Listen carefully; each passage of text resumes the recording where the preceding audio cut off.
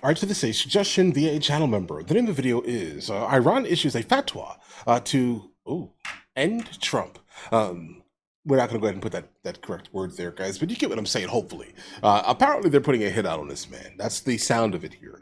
So basically, what a fatwa basically is a religious edict.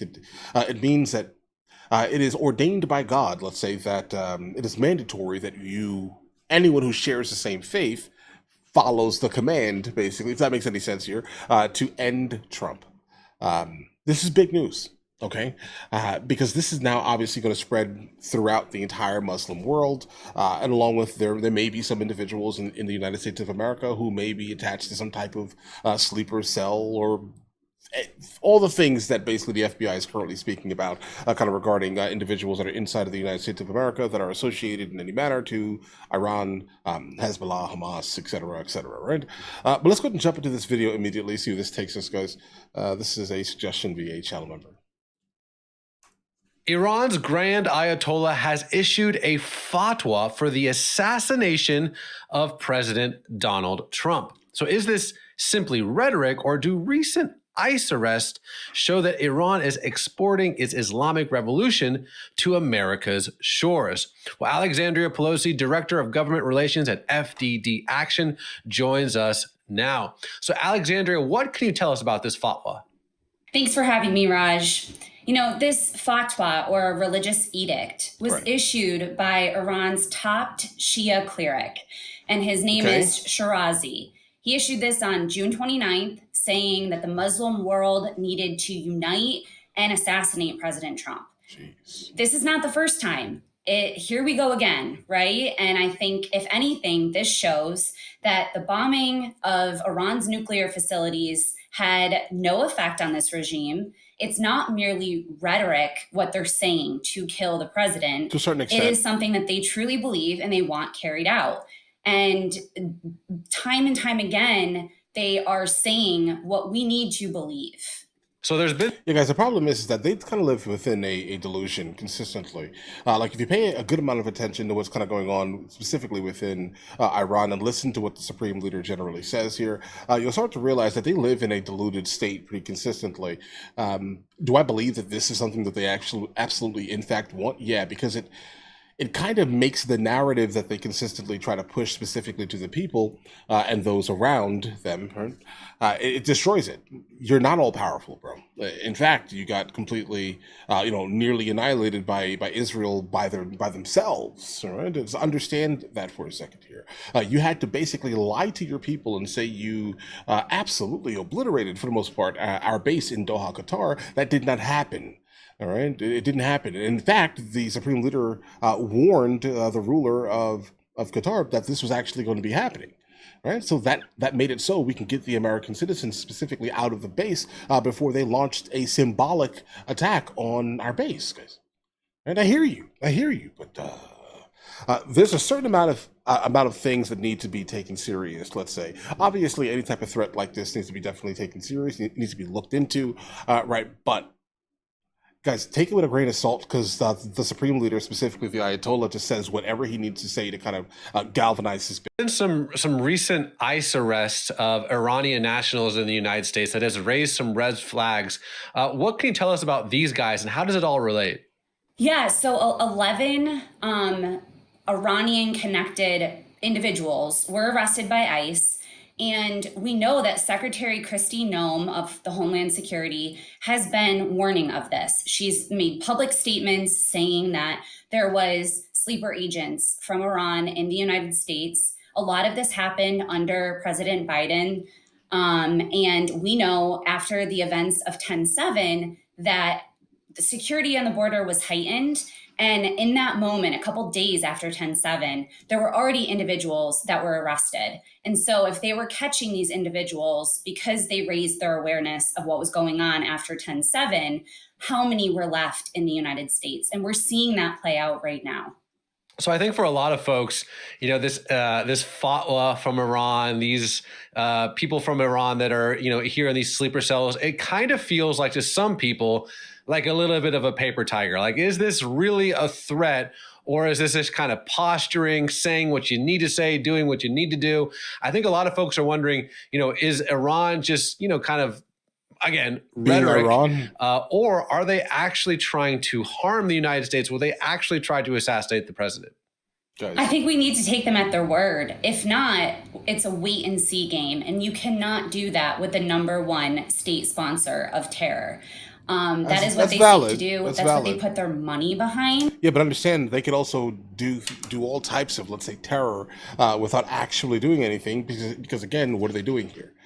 They're terrorizing, us verbally for the most part here, right? That's what they're doing here. They're terrorizing Trump verbally. That's what they're doing here. Now, the chance of that actually happening, guys, it would be an extraordinary case. Let's just say that here. But understand that also Trump, the level of security that he has on him consistently is wild. This would not be the first attempt, let's say, on him, guys. And understand this here. It would not be. So imagine how his security is. There's no chance that Iran is getting anywhere near this man at all, guys. I'm sorry. No chance. But we still absolutely should pay attention to the words that are being said, right? But let's not put too much stock in it because, guys, I mean, Iran has a crazy track record of saying nonsense on the internet, guys. And that's what they encourage through words and deeds. We see it when we look at their proxies from Hamas and Hezbollah.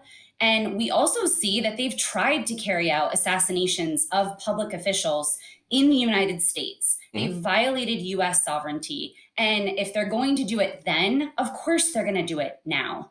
Okay, wait. I'm sorry. The concept of violating sovereignty is should probably not come up in this statement in the context of their own sovereignty was also violated when they were preemptively attacked. U.S. sovereignty. And if they're going to do it then, of course they're going to do it now. And so we need to be vigilant with being aware of what's going on and taking precaution, because we don't want to be sitting here saying, we told you so. The stakes are too high. For a lot of folks, when they hear Iran is this chief state sponsor of terrorism around the world, I've seen it up close and personal, having been to northern Israel, seeing what Hezbollah is up to and seeing what Hamas is doing in Gaza and, the Houthis in Yemen. But I think for a lot of folks that maybe haven't been to the Middle East, when they hear that, they think, okay, that sounds a little exaggerated. It almost has the echoes of Iraq with their WMDs. Can you maybe walk us through just kind of briefly, when you say that Iran is the chief state sponsor of terrorism in the world, what do you mean by that? Period. What we mean is that they're actively I would say China is not too far behind that, but let's continue. Training, facilitating, equipping their proxies and others in the region to carry out terror against not just the United States, not just Israel, but any individual that stands for freedom. And we see that in different instances. And the Americans have been at the brunt of their force time and time again. You have Taylor Force. There was the Taylor Force Act that was passed in Congress because an American serviceman was in Tel Aviv and was stabbed through radical Islam. And that's what they seek to do. They indoctrinate people and they want them to carry out violence against specifically Americans and Israelis. So this fatwa, it seems pretty aggressive. What should the United States do in response? That's a great question, Raj. Thank you for asking it. Congress and President Trump and the Trump administration need to be united here. Maximum pressure now, especially when the regime is at their weakest. Their nuclear program that they've built up for years and they're so proud of is very just destroyed. And we know that from everything that happened with Israel and the United States taking action. But Congress needs to make sure that every sanction that was in place is being enforced through the Trump administration. And then if there's any gaps or anything that we can fill to ensure that there is maximum pressure to deplete the Ayatollah's resources to carry out terror is done. And that's what FDD-A is seeking to do, FDD and other like-minded organizations. Okay, guys. I do think that you should definitely take specifically what the Ayatollah is saying. Very, very serious here.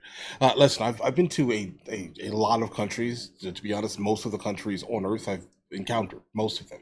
A little over 140 countries. And there are a couple of countries that I have not experienced, but I've experienced every single country in the Middle East. And I can tell you this right now, when it comes to the people, specifically of Iran, the people are great. There is a subsection of individuals, just like in every other country. There's a subsection of just like, why are you messing up the country? Understand that. Okay. So now the people of Iran are great. I had not a single issue in Iran at all. The majority of them absolutely have utter disdain for the ruling party, the ruling class, but that could also be like, prison versus a prisoner type of theory, let's say. Could be that, right? But there is going to be something that needs to obviously happen with Iran, but I'm not sure the people need to basically take the brunt of this absolute dictator that's running the country. You get what I'm saying here, guys? Let's be honest here. I mean, yeah, how can you decide which ones are like the decent humans and which ones aren't? I'm gonna say, bro, I would feel I would feel super confident in saying, bro, over 90%, okay, are like decent humans, guys, right? Just trying to live their life, day to day.